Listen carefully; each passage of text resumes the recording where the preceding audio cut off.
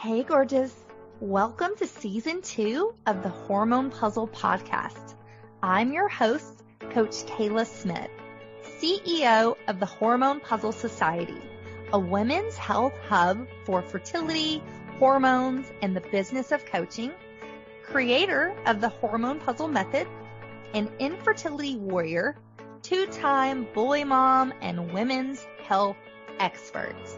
This podcast is for women struggling with infertility, painful periods, terrible PMS, or really just any symptom of hormone imbalance that they are ready to eliminate for good. Tune in weekly as we interview amazing experts in the fields of women's health, breaking down those hormone walls, nerding out on nutrition, and having way too much fun. Whether you're beginning your journey or you've been struggling for years, we're going to finally help you put those pieces of your hormone puzzle back together so that you can get pregnant and eliminate those pesky symptoms for good. Are you ready? This season is packed with even more expert guests sharing groundbreaking knowledge, giving you that jolt of energy that you so desperately need, sending you lots of virtual hugs, and inspiring you to take your fertility into your own hands and make that baby. Thank you so much for tuning in. Now let's get started on your road to transformation. On today's show, we have Tallene and Sirak. Tallene is a PCOS weight loss registered dietitian and a strong believer that you don't just have to live with PCOS, you can thrive with PCOS. Her and her husband, Sirak, a PCOS personal trainer, help women with this condition learn how to reverse their symptoms and lose weight through their gluten and dairy-free lifestyle method. Check out her and her husband on PCOS.Weightloss on Instagram. So all my PCOS sisters, this show is for you. Let's welcome Tallene and Sirak. Please stay till the end of our show to receive a free gift from our sponsor, Smoo, and to learn more about this life-changing product. Hey, Tallene and Sirak, welcome to the show. Thank y'all so much for joining me. Thanks so much for having us. Yes, thank you so much. Yeah, this is the first time I've actually done a couple, so this will be fun. Oh yeah, it's just a solo episode. And we're sharing a mic too, so it's really all right. We're very close right now. I love it. Cool. Well, tell me a little bit more about you. I know that you healed yourself from PCOS, so I'd love to hear more about that and kind of how you guys started working with this condition.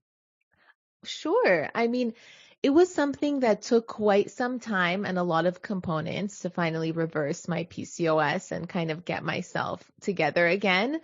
I mean, I first had an ovarian cyst that ruptured and I went to the hospital, and that was pretty traumatic, and going to the gynecologist and being told I had PCOS without any explanation of some of the things I could do to help treat it, and I was just told to take birth control in the beginning. And I had to do a lot of my own research while I was studying to become a registered dietitian. And as I was studying, I was still trying to heal myself and figure out what was happening with my body. And I mean, I went to a lot of naturopathic doctors, which was where I learned how to go gluten and dairy free. But some of the components to my PCOS reversal journey came later, when I met Sirak and we started working out together, because he's super into working out.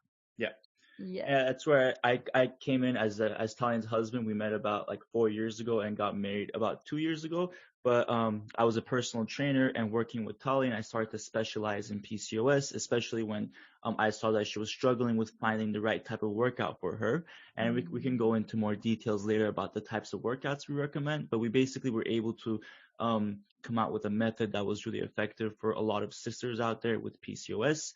For those that don't know, we like to call those women with PCOS sisters, because, we're a big community. We like to, have everyone be together. So basically we have a workout method, and now me and Tallene work together to spread awareness. We create a lot of funny TikTok videos, Instagram reels, but more importantly, information that is like fun to obtain and also learn from. And that's where we're kind of making it less intimidating for everyone. I was really intimidated when I was first diagnosed, and now like we kind of bring comedy to it and like funny, TikToks and videos. Sirak's the director, kind of showing me the ropes in terms of acting and stuff like that. Yeah. So we try to keep it entertaining. I love that. And I want to say you always pop up on my feed on Instagram, and I love it. I have to go to your page and like watch your video 100 times, and it cracks me up. So you're doing a great job there. Thank you. My attention. Yeah, I love it. So tell me a little more for those listening who don't know, what is PCOS and how is it even diagnosed? Well, polycystic ovarian syndrome it kind of looks like, when women don't ovulate and have high androgens, male hormones, it manifests in many different symptoms like acne, hair loss, fatigue, weight gain, uncontrollable weight gain. And it looks different on everyone. So it's really hard to diagnose. Oftentimes women just go undiagnosed for years until they finally become diagnosed. Yeah. And there is the Rotterdam criteria, which basically says that you need 2 out of 3 symptoms. Those 3 symptoms are ovarian cysts, irregular periods, and hyperandrogenism, which is elevated male hormones. So if you have 2 out of those 3 symptoms, it's likely that you may have PCOS, but of course it's always best to consult your doctor to make sure. Yeah. And I mean, it's really common to just see ovarian cysts and diagnose PCOS without looking at the other criteria. And it's very common to not diagnose PCOS because the woman doesn't have cysts. And the cysts don't determine whether or not you have PCOS. It's the criteria that Sirak just mentioned. Yeah. And I think we should expand on that too, because the name polycystic ovarian syndrome, it sounds like the cystic ovaries is like the most important aspect of the syndrome, but in actuality, cysts in some cases are not actually there. You can expand on that time. Yeah, I mean, it takes like 100 days for your follicle to develop, to ovulate, and so on. You can change the picture of your ovaries every month. So sometimes you have cysts, sometimes you don't have cysts. Like it can't really define whether or not you have PCOS. So they're thinking about changing the name to like something else, like a metabolic syndrome or something more, apparent, something that relates more to the PCOS woman, but we're waiting for that day. Right. I know. I think I did hear that. And I was like, thank goodness, because it really, I mean, you think PCOS, you have polycystic ovaries, but as we just talked about, that's not always the case. So I hope they do end up changing the name. I know. Yes. And so you talk a lot about, there's different types of PCOS and knowing what type you have. So can you guys elaborate on that a little bit? Yeah. Well, we break down the different types of PCOS based on what your symptoms might be related most to, and you can have different types combined. So we start with an inflammation. A lot of women with PCOS have inflammation where you're bloated, you have acne, skin conditions, moodiness, difficulty with digestion, and oftentimes going gluten and dairy free can really help with this. And then aside from inflammation, you could have insulin resistance, which 80% of women with PCOS have. And that's the blood sugar roller coaster, the cravings, and so on. And then there's adrenal fatigue, and that's related to stress hormone dysregulation, which I think like 30% of women with PCOS have, but I would assume way more because we have, our circadian rhythm is off and our cortisol is high when it should be low and low when it should be high. Stress, moodiness relates to this. And then there's hypothyroidism, which a lot of women with PCOS have, especially when they come off the pill because it suppresses your thyroid, and that can affect your PCOS symptoms and make them worse and make you gain weight faster and feel fatigued and just aggravate the whole thing even more. And it's often diagnosed, again, because women don't get like a full thyroid panel, and sometimes you have to look at functional labs to really understand what your thyroid is doing. And, when you look at conventional lab work, it's so broad. So that's often misdiagnosed as well. Yeah. And there's also a post-pill PCOS, which is maybe not as common, but it's still one of those main types of PCOS. Yeah, women coming off the pill have all of their symptoms suddenly manifest, or maybe they didn't have PCOS before the pill, or maybe they had it and they didn't know, and then they get off the pill and all their symptoms are more aggravated. So we call it post-pill PCOS. Yeah. Gotcha. And so how would you know which one of these you have? It's based on kind of the symptoms. And then, obviously if you're coming off the pill, you would know that might be a cause, but is there any other thing to kind of look for saying like, okay, I'm having these symptoms. This is probably the one that I have.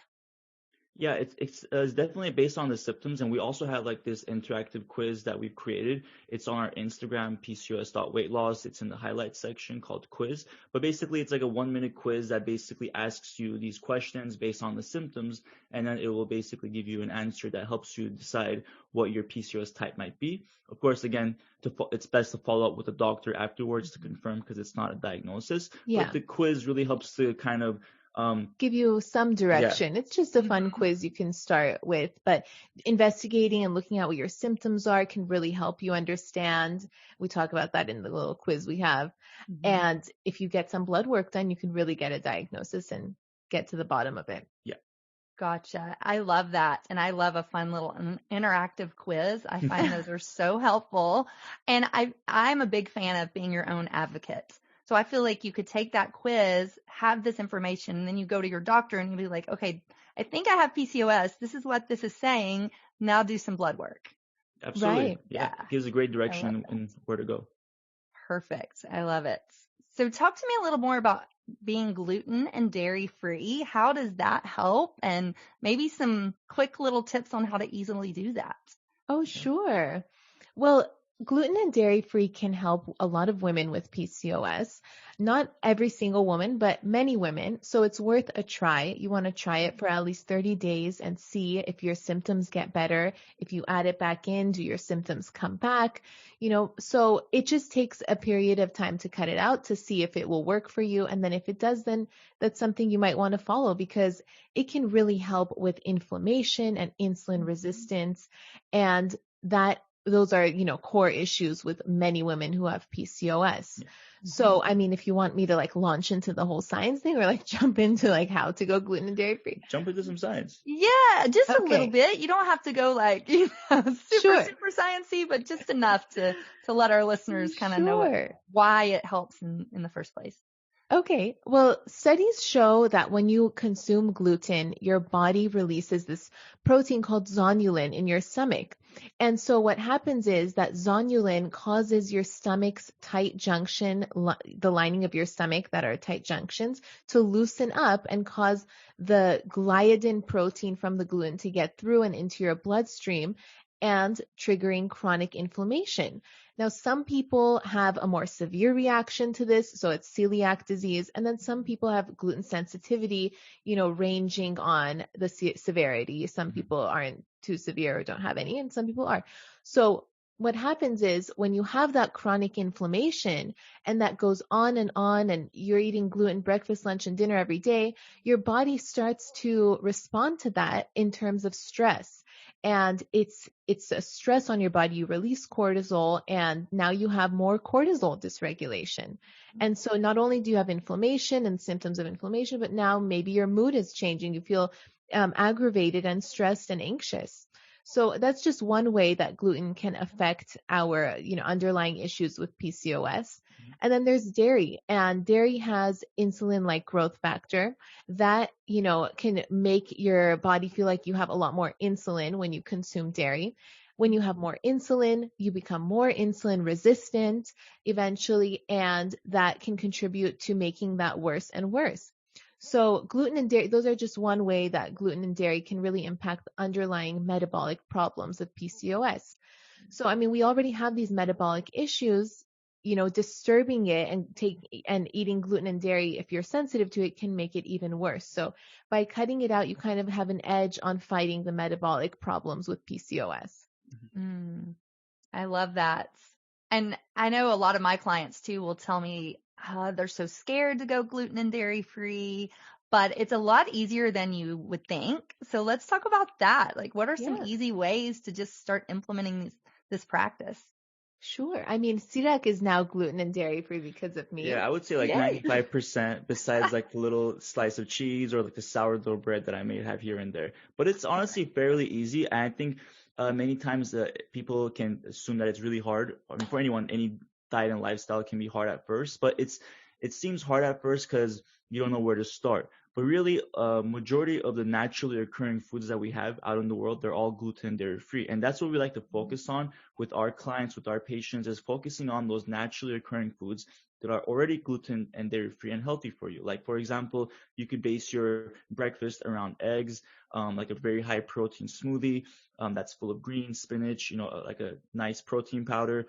And then your lunch focusing on Tallene makes an amazing gluten dairy-free turkey club sandwich for me, like almost every day. I mean, she gives me some cheese here and there. I put like a cheddar slice in his, but I eat the gluten and dairy-free version. Yeah. Super easy. It doesn't need to be complicated. I don't really have time to like chop up a whole salad and do the whole thing like for lunch. So I just slap together a sandwich and have a green juice, Yeah. And then dinner, like we're focusing on foods like sweet potatoes, like meats, proteins, like chicken, meat, and like all those kinds of naturally occurring foods, rice. Yeah.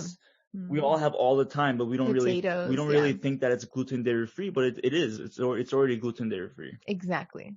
I love that. And that's very similar to my philosophy. I try to teach people whole food, balanced nutrition, eat things that can come from nature and not out of a package. And you'll naturally be gluten and dairy free. Yeah, exactly. I think that the biggest holdup for people when they go gluten and dairy free is to get their families on board and their spouses on board, because it's hard to cook like 3 meals, 3 versions of a meal or whatever. But honestly, like if you start investigating gluten and dairy free dishes, they are way easier than dishes that have gluten and dairy in them.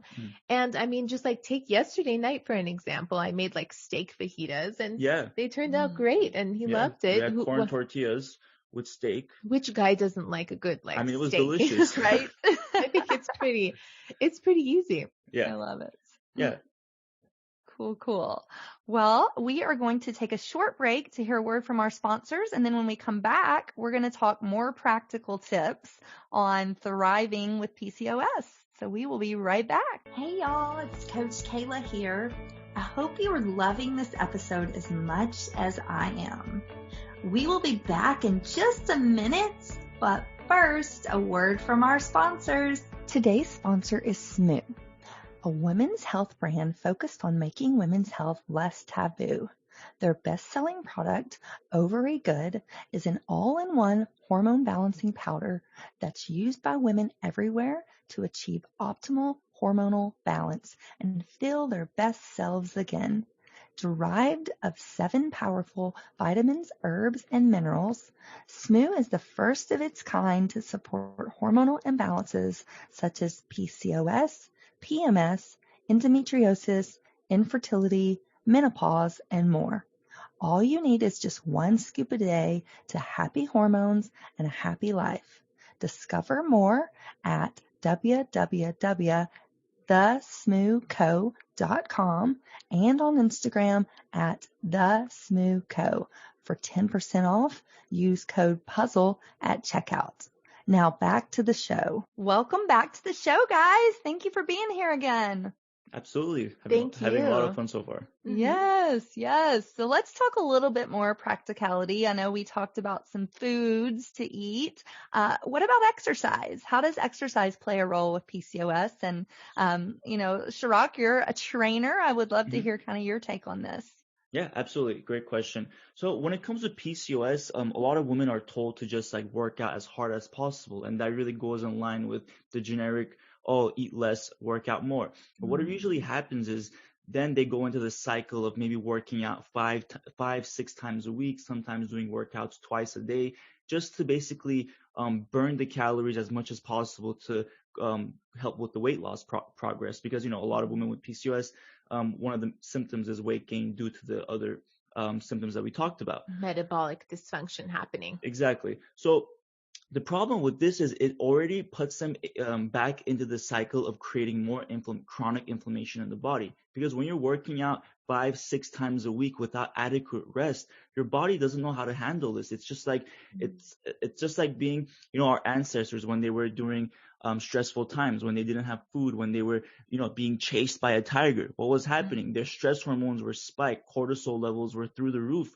and research has shown that cortisol leads to weight gain in the midsection, and not to mention doesn't help really with insulin resistance. So what we like to do instead is actually focus on the root cause of the PCOS, which is the metabolic dysfunction and the inflammation that's happening. So we like to recommend weight training, and our method is called slow weighted workouts. This is basically where you're incorporating like 5, 10, 15-pound weights done in a weight training fashion, but slowly to basically increase lean muscle mass in the body. And research has shown that lean muscle mass, when increased, will actually permanently increase your metabolism as long as you maintain that muscle mass. So the reason is because the body requires more energy to basically have more muscle. Like when you have fat in the body, it's just there. It sits like storage. It doesn't do anything. But muscle, it's always doing something. So as a result, it will require metabolism to be higher when you have more lean muscle. So from right there, we're already targeting the metabolic dysfunction that's happening with a lot of women with PCOS. And this really gets down to the root cause and helps sustainably lose weight, not just by basically working as hard as possible, having the focusing on short-term results, instead focusing on long-term sustainability, which will, in our opinion, give you the best results and make it last long-term. I love that. Definitely agree with that. And what is your take on cardio? Do you put any cardio in there at all, or is it just the weight training? Well, cardio is great as well. It's, cardiovascular health is really important for anyone, but especially for those with PCOS. And we like to recommend, active rest days, on days that where you're not doing your weighted training, you're absolutely, you can go ahead and do either a 15, 20-minute walk. If you like jogging, jogging is great too. We just like to recommend to avoid going on sprints or those kinds of workouts where you're basically quote unquote pushing your body to the limit, where your breathing is basically out of control, where your heart rate is beating so fast, it feels like it's about to jump out of your chest, Right. Any of those kinds of workouts for someone with PCOS can lead to spike of cortisol levels. And as we talked about earlier, that's just going to lead to more weight gain in some cases, as well as lead to more chronic inflammation because the body is not getting the proper rest, proper recovery during those workouts. So you can still do cardio, trying to keep it steady will really help.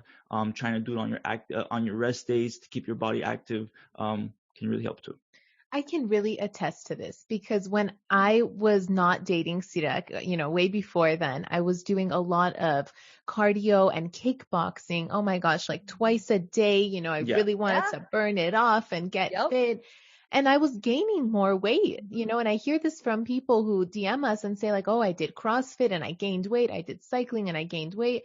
And it's incredible the impact that our hormones have on our weight and how it has nothing to do with burning calories, especially with PCOS. Yeah. So, once I, stopped kickboxing, my anxiety went down because I wasn't pumping it up during those workouts. And I didn't even realize because during the workout, you feel good. You're euphoric. It's an adrenaline rush. You're like addicted to that great like workout feeling. Yeah, let's go. But then afterwards is when you crash and you realize that like you pumped all these stress hormones and now you're anxious and fatigued and it's a mess. Yeah. And not just that, like due to the hormonal imbalance, the PCOS body is not able to lower those stress hormones as easily, maybe compared to somebody else without PCOS. So what happens is the cortisol levels can stay spiked sometimes for up to days. So when you wake up the next day, that's why sometimes you may have like, you feel groggy, you feel like you can't get out of bed. There's mood swings sometimes happening too. It can be linked to this cortisol levels staying elevated throughout the day. Yeah. They recommend HIIT training for women with PCOS, and I think that's great if you're not struggling with adrenal fatigue and stress hormone dysregulation. Yeah. So, it can be whatever works for your body. Yeah. Our method works for most women who have PCOS because it's not as strenuous. Yeah. Gotcha. And I love that too. I talk a lot about that, listening to your body and working out accordingly, and how these high intensity workouts, I mean, I was the same. I think that's what contributed to my infertility, is that, I grew up in the 80s and we worked out hardcore. We did kickboxing, we did aerobics, we like sweated, and that's not always healthy. So I love that you guys are talking about this. It's so important for women with PCOS, but just women in general. I think we need to learn more to listen to our bodies and to work out accordingly. And we don't have to kill ourselves to be at the weight we want to be at. Absolutely. Yeah, absolutely. And it that's could be our method. And it could be fun too. Yeah, like we like to make it fun too. Like working out doesn't have to be a chore or an errand that you have to do at 5 o'clock every day. Like instead, it could be something you look forward to, something that you feel is a self-care moment for yourself and your body. So like once you get that mindset going, it becomes so much more enjoyable, and you become more patient as you see the results coming in. And it's as I said, like a more sustainable approach. That's, in my opinion, more healthy. Yeah, I agree. I agree too. I love it. So let's talk about, you have a wonderful supplement. We were talking about it offline. So tell me a little bit more about that. What is it called again? And what does it do for women with PCOS? Sure. So we're partnered with this company, Theralogics, who have Ovasitol supplement. So this is an inositol supplement, and it's super effective in treating insulin resistance. And we've seen people have such great results with, regulating their periods, reducing their cravings, improving their mood, their egg quality and ovulation. It's just one of those excellent supplements for PCOS, and I highly suggest if you struggle with insulin resistance. Yeah. Basically, it's a combination of inositols that mimics the combination that should be in your body, but oftentimes when you're insulin resistant, you have a poor combination of inositols, and that contributes to the insulin resistance and making it worse. So it's a 40-to-1 ratio D-chiro and myo-inositol. Myo and D-chiro. Yeah, 40-to-1 myo and D-chiro inositol. Yeah. And so that mimics the combination that should be in your body. So it works super effectively. Yeah. And as Tallene mentioned, the 40-to-1 ratio really can make a big difference, as it's the ratio in the body. And we have heard other people taking myo inositol too, which we've heard can be helpful as well. We've just, based on some research studies that we've seen, they've seen compared to, for example, metformin is I'm sure many women out there have been prescribed for PCOS. Basically, metformin is a prescription that they give to treat insulin resistance. However, it comes with a lot of side effects. It doesn't really get down to the root cause of the insulin resistance. And so they've actually done research studies comparing inositol supplements to metformin, and the results were actually exactly the same. The only difference was that metformin had 5 times the amount of side effects. So if you ask us, if compared prescription to a supplement, if they were to do the same thing, but the prescription has 5 times the amount of side effects, personally, we would go with the supplement. Of course, though, anyone taking metformin, please consult with your doctor if you're thinking about making a switch. It's always best when it's prescriptions to talk to your doctor. Yeah, because we don't know the dosage, and it might not match up to the Ovasitol. Consider asking if you want to take it together or not. Yeah. Go ahead. No, I was just gonna say too. So that's why we like to go with Ovasitol, the 40-to-1 ratio. Of course, you can find more information on our PCOS.Weightloss Instagram, but also you can look for other inositol supplements as well that has that 40-to-1 ratio. Make sure it's from a reputable brand, and make sure you're getting 4,000 milligrams a day. That's really important, 4,000 milligrams a day, and the 40-to-1 ratio, and that it's from a reputable brand.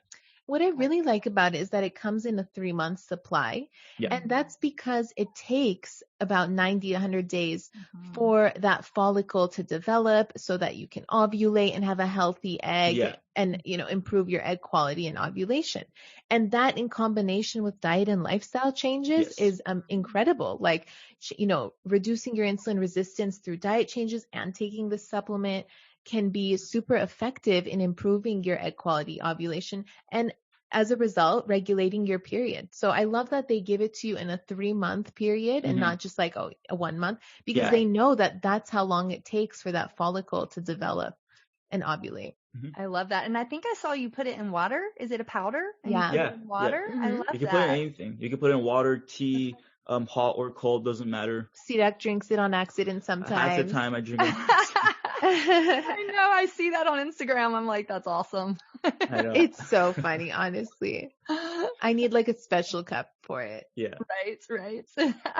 And so where do you get it? You go to your Instagram and look for the link? Yeah, there's a website, Thorologics, but the best place. We have a highlight on our Instagram called P.U.Z.Z.L.E. Yeah, and the best place. We'll put it in the show notes as well, so people can easily grab that. Yeah, we have a 15% off code to make it easier. Cool. I love that. Yeah. Awesome. So talk to people. Where can they find you? What's your Instagram? Where's your website? They can find us on PCOSweightloss.org. Mm-hmm. Our Instagram is PCOS.Weightloss. Yeah. Where else? And we have our podcast, A Sister and Her Mister. Sister is spelled Cyster. And you can find that basically everywhere where podcasts are, Apple Podcasts, Spotify. We have a video version for each episode on YouTube. And also, if you're interested in, managing your PCOS and your symptoms, we have our membership program, which you can find again at PCOSweightloss.org, and our courses that are available at any time. So yeah, more information there. I love that. And all of that will also be in the show notes for everybody listening with PCOS. I think you guys are a wonderful resource to this community. So thank you so much for everything that you do. Oh, absolutely. And we feel the same way about you. So thank you so much for having us here. Yes, thank you. And any final thoughts before we close out the show? Well, I mean, if you're listening and you have PCOS, keep investigating your health. Yes. This is something we say often. We even have an Instagram story sticker. Yeah. If you search in the gifts, if you search sisterhood, you'll find our stickers. We say, keep investigating your health because there's a lot of different things you can do to manage PCOS. You want to try them, see what works for you, and don't give up if it doesn't. Yeah, and in 99.9% of cases, you can reverse your symptoms if it's hair loss, if it's facial hair, if it's weight gain, infertility. Like in many cases, you can reverse those symptoms. So if you're feeling down, sister, we're here for you. This podcast is here for you. So there are many ways you can investigate and reverse it. Don't feel like you're hopeless because we're here for you. I love it. Awesome. Well, again, thank you all so much. You're just wonderful to talk to, and I really appreciate your time. So thank you. Appreciate that. Thanks for having us. Yes, thank you. Awesome. Well, thank you guys for listening. Until next time, thank you for listening to the Hormone P.U.Z.Z.L.E Podcast. Bye. Bye. I hope you enjoyed our show. Don't forget to check out our sponsor, SMOO, at thesmooco.com and use code PUZZLE for 10% off at checkout. Hey, hang on just 1 second before you go. I want to make sure that you are aware of all of the amazing free resources that I have for you on my website at CoachKayla.com.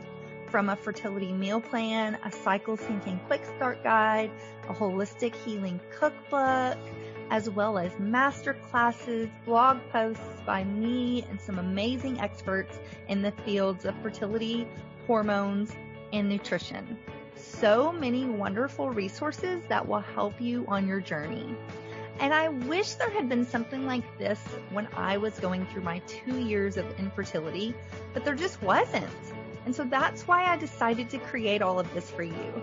So make sure that you go and check it out and you take advantage of this plethora of support that I have provided for you.